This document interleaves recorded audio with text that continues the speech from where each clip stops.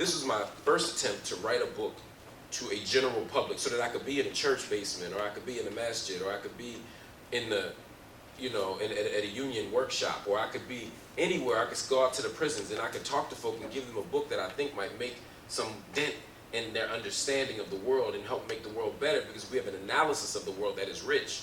We can then begin to act. We can act without analysis, but that don't help us very much. I wanted us to have an action that is informed by analysis, and he taught me to do that, so I wanted to dedicate the book to him. But then I got down to Ferguson, and I sat there, and I saw that boy, and my answers won't all be this long, I promise. And it's okay if they are. I saw what happened to that boy, August 9, 2014, as I mentioned in the dedication, was the day Mike Brown was killed by Darren Wilson. And I got down there on August 10th, and I talked to people in the community, and I saw how they felt about what happened. And in many ways, what happened to Mike Brown on Canfield Green was no different than what happened to many black bodies in hanging trees around the United States for the last 400 years.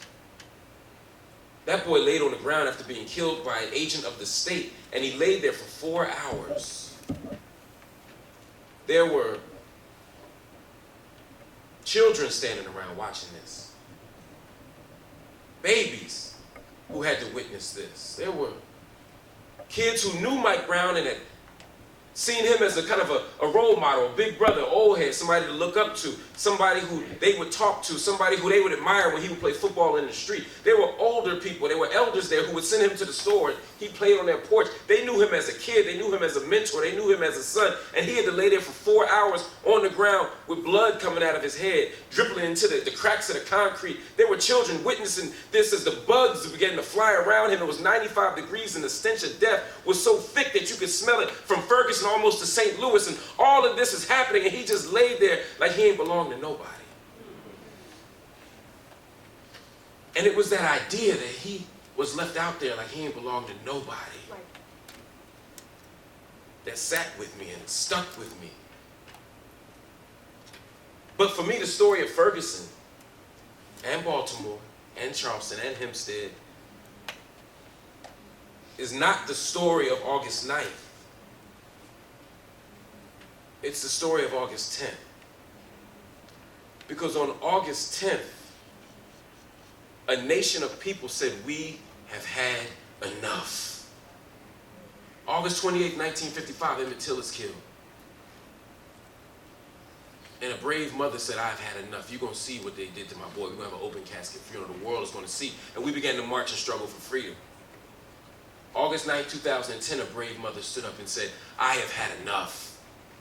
A nation of young people, people who we said don't care about the world, a nation of young people who we said are disaffected and depoliticized. They ain't doing nothing but playing video games and listening to rap music and doing all the wrong stuff. They left their homes in St. Louis and in Chicago and in Baltimore and Philadelphia and LA and all around the world, from Ferguson to Palestine. They came to the ground and they marched and they struggled and they resisted. And because of what happened on August 10th, we have had the strongest, most sustained, and most effective freedom-fighting resistance movement to state violence in American history. That's the story. Michael Brown didn't die in vain. Freddie Gray didn't die in vain. Sandra Bland didn't die in vain. Walter Scott didn't die in vain. I wanted to dedicate a book to them in honor of them, who are now our ancestors, to show them that we love them and that we care for them and that we are willing to struggle and fight for freedom until death overtakes all of us. Well,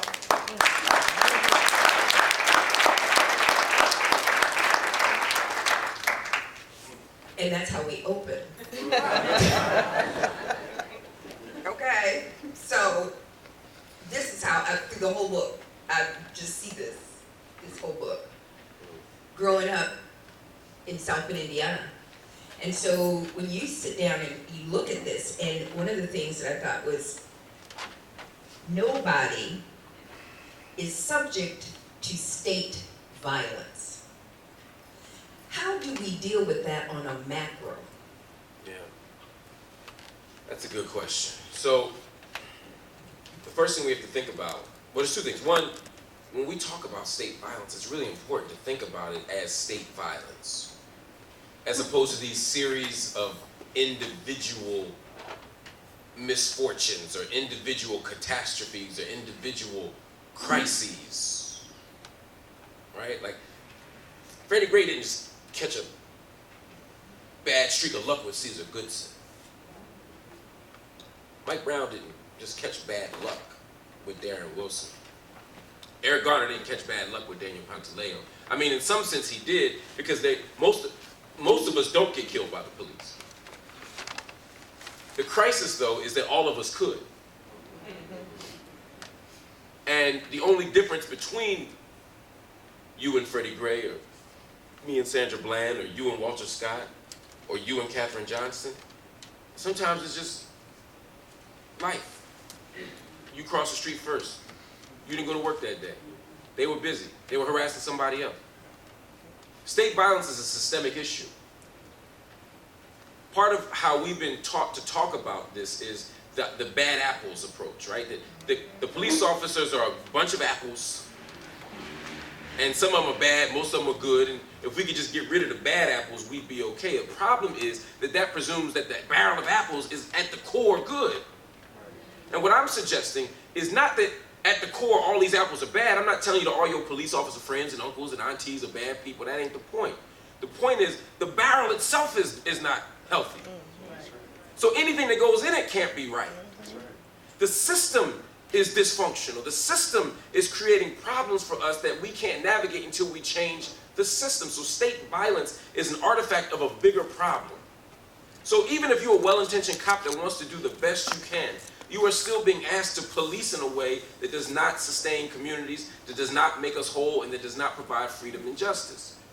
That's part of how state violence functions.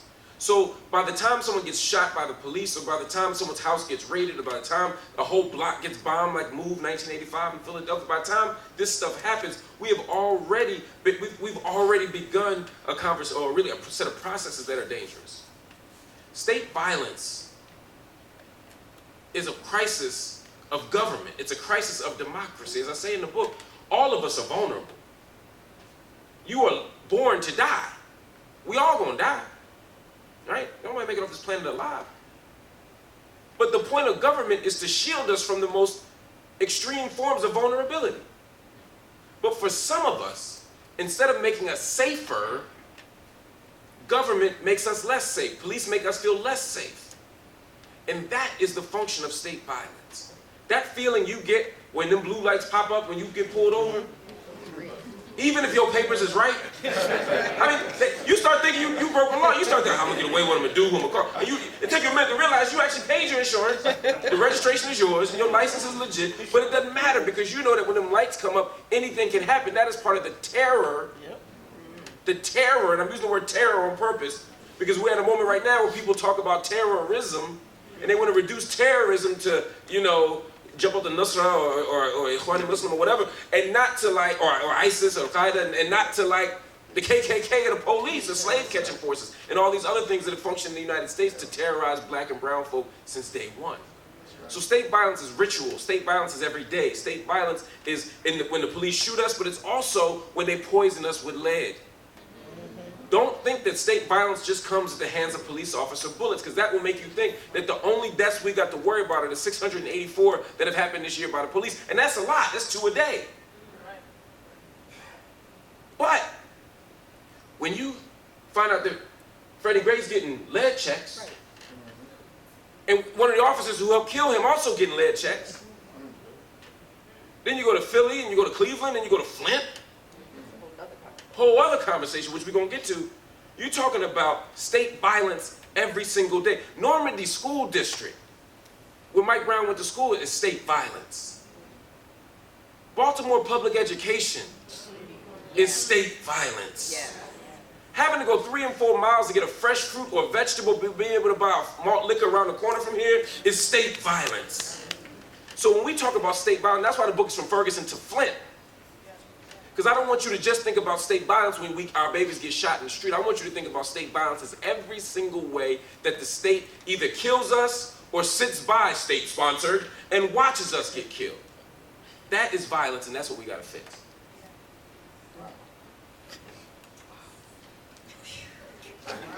I promise we ain't gonna be heavy all night. You Yes, know. we are. That's why I'm sitting here, because everybody in here needs to hear this. Right.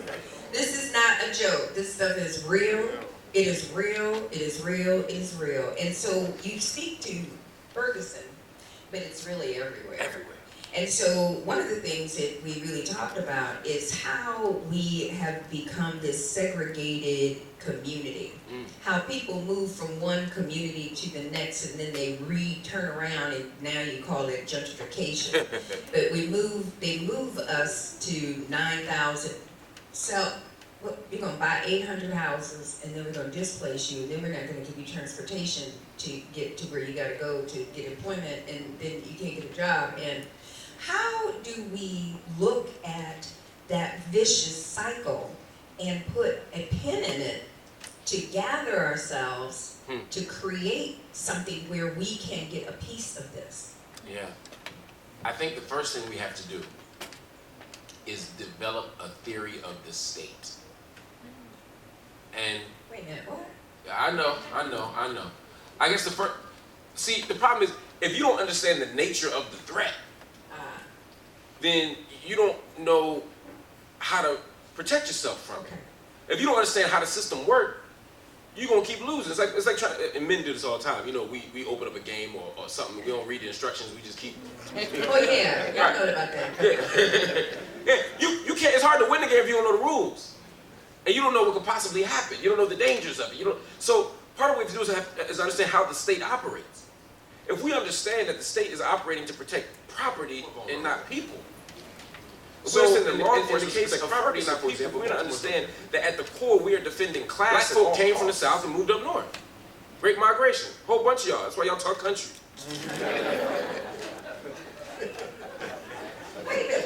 Huh? Yeah.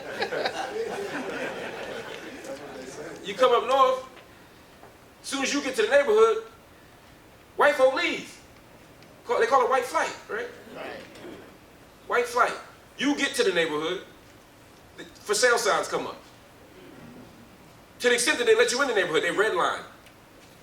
They made laws so that you couldn't come into the neighborhood.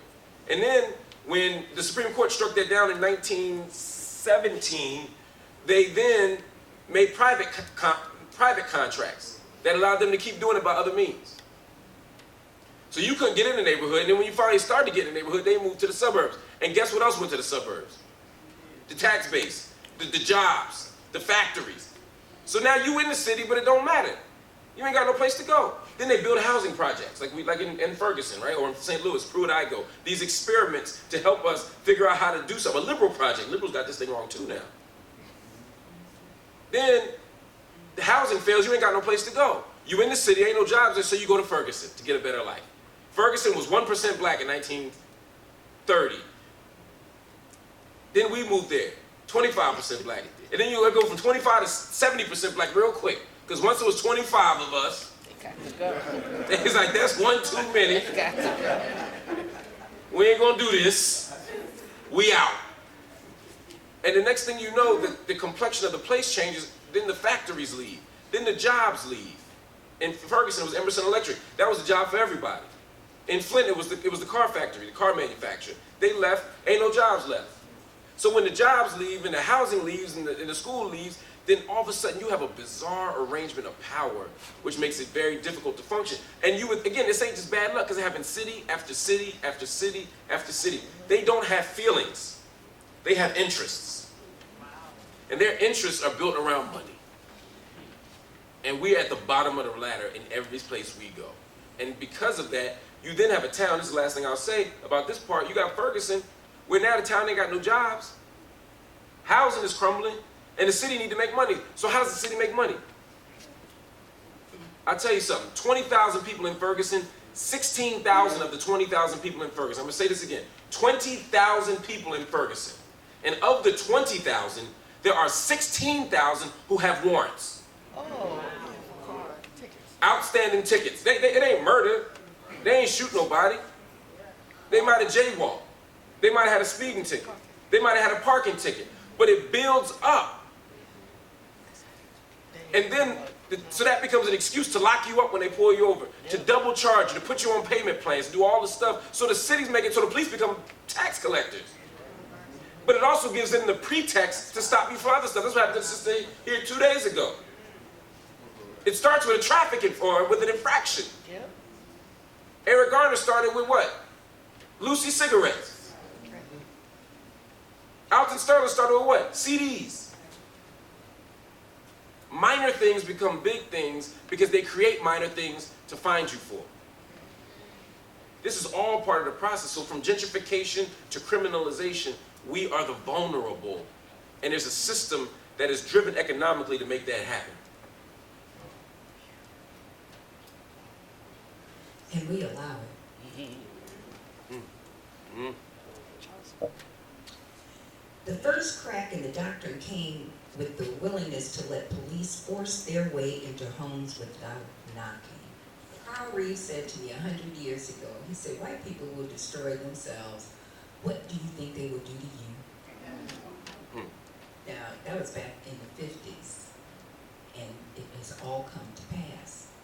And so how do we look at this? Because when you have a stand your ground and it doesn't apply to us, when you have an environment where we are filling the prisons, where we have 3 strikes you're out with a president who decided he would apologize after he comes out of office and can't do a thing about it.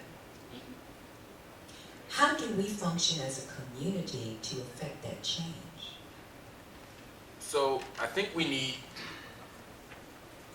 political education. Again, we need to know what the issues are and how to battle them. Because again, if you don't know the problem, you can't fix the problem. But then, we need to organize. How do you organize? That's a great question. I think one thing that we can do as a community is organize around issues that matter to us. You know, at the end of the book, I talk about these different movements that have taken shape post Mike Brown.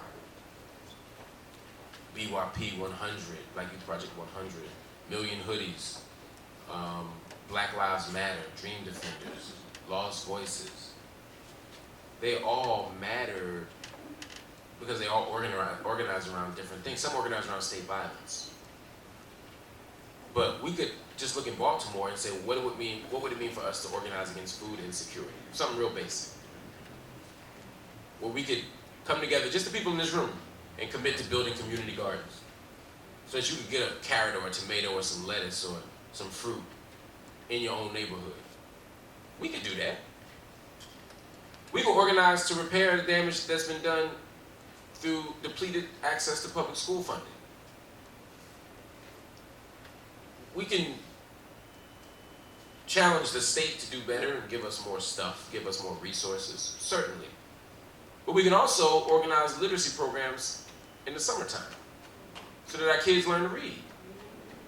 And the kids who have learned to read can sustain themselves over the summer, where oftentimes poor and working class kids lose reading scores because they're not accessing the same type of things as their middle class counterparts. We can do that. We can report bad police, but we can also organize cop watch programs so that we actually stand on the corners and police the police. And demand a real civilian review board of the Baltimore police. Not this thing where you get a couple people whose hands are in the pocket of the city anyway, who just give a rubber stamp and a pat on the back to the police, but people who are really committed to holding people accountable. We can do cop watch programs, right? We don't need $1 for that. We just need some brothers and sisters with cars, cameras, and time. And all y'all got camera phones now. So we can make this happen. We must organize against this monster. We can vote, yes, voting is important. But we should be leveraging our votes in ways that shift the power structure. Voting for Obama or Clinton or whoever you want to vote for is one piece of the equation if that's what y'all want to do. I'm not telling y'all to do that. I'm not going to do that. But if y'all do that, that's one piece of the equation. Republicans are taking over state houses all around this country. And they're moving the power down to the state houses. So while we bragging about having my president is black, They don't have no power. yeah, your state house ain't. Your governor ain't. Your mayor ain't, maybe not here, I'm saying around the country, obviously y'all got a whole bunch of black folks. Y'all got black council, black mayor, black everything, all black everything. Still don't matter. But what good is that if the laws are the same? Zora Hurston says sometimes your skin folk ain't your kinfolk. Yes, this is true. This is real truth. And I think there's something else too that as we look at this, and we're getting ready to wrap up so you can get your book signing. Yeah, we'll take some questions too. Yeah. And so when we sit down and we look at this, how do we make this effort within our own personal lives? It's hard to, we have so much we accomplished. We have our house, we have the shiny car, and sometimes when you make those changes, sometimes you feel uncomfortable because you don't want to lose. You don't want to be that martyr. You don't want to be that voice. And so you've been this voice in this book. How do you sustain that? Because you've brought some real issues, and you've told the truth in this book, Marc Lamont Hill. I've tried to. I've tried to bear my imperfect witness and tell my fallible truths. I get this thing wrong too. But I've done my best to tell a story that I think matters. And you're right. Some of us are comfortable. In fact, oftentimes the people who come to book signings for books like this are the ones who are already okay. We're slightly less likely to get shot by police. And some of us have our fancy degrees, and some of us are able to do nice things.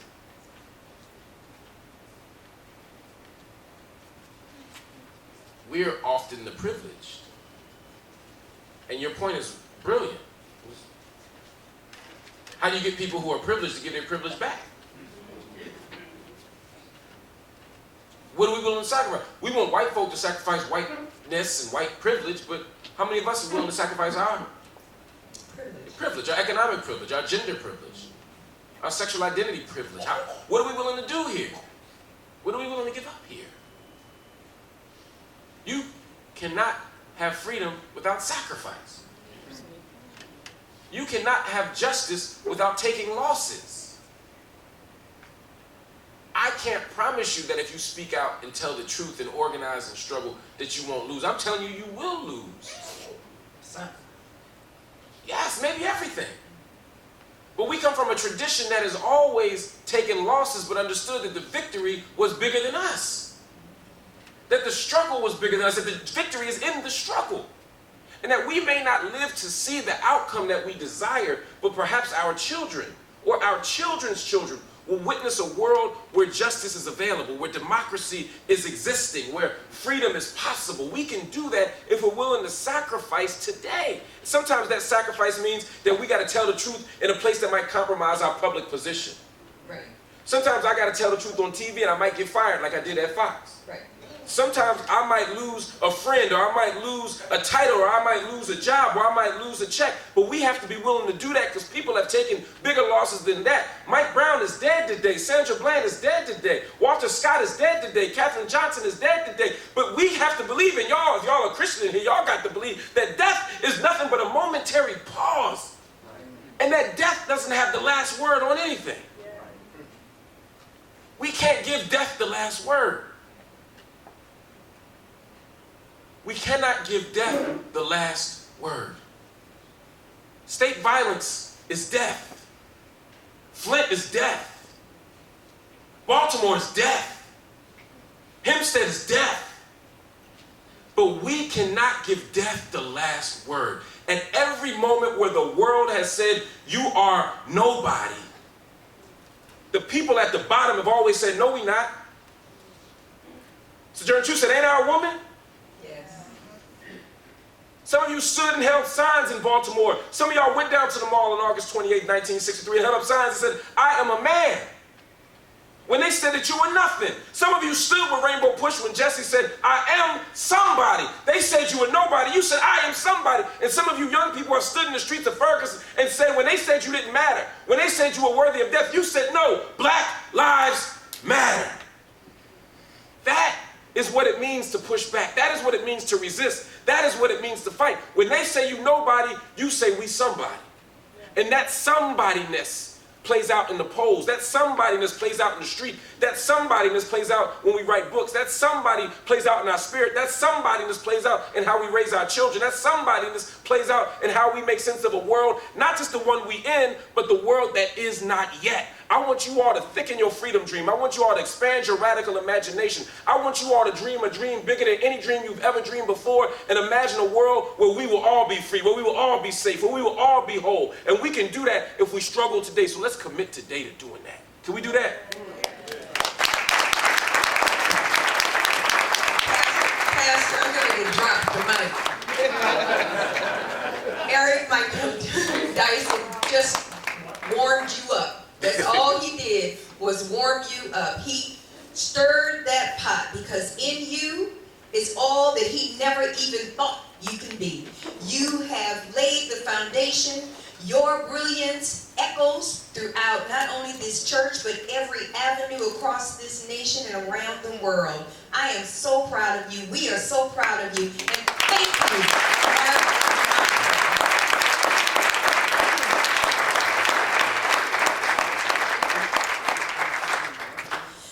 Okay, Lord, now he wants me to walk, so we're going to take some questions. You got some questions? Anybody got some? Okay, sir, can you come? I'm not going to let you have the mic. I'm going to hold it. First of all, thank you for coming. Thank you. Appreciate you. Thank you, brother. My question is, I'm an aspiring writer myself. What's the writing process for you? How long did this book take you to write? And just, what all went into that? The writing process for me is a painful one. Every book is different. Some books come right out. My first book came right out. The book I did with me, it was a different process because we talked a lot. And then, so that was different. This book was a journey because with each chapter, I had to learn a lot of stuff that I didn't already know. One of the things I'm proud of in the book is the endnotes. Some people don't read the endnotes. Read these endnotes. I spent a lot of time writing. Sometimes I could write a paragraph in a day. Henry Louis Gates used to tell me, just write a page a day. End of every year, you'll have 365 pages. You got you a book, right? And that sounds great in theory. But some days I ain't had no page. Some days I had a sentence or two. Some days I struggled with it. Some days it was about trying to figure out a deeper analysis. And so I'm a reader. I read 4 or 5 books a week anyway. And so, but with this, sometimes I would have to just take whole days and just read. I probably spent 3 months just reading about housing projects and World's Fairs for chapter 1. And 80% of what I read and what I wrote, I didn't even end up needing. But I needed to know that.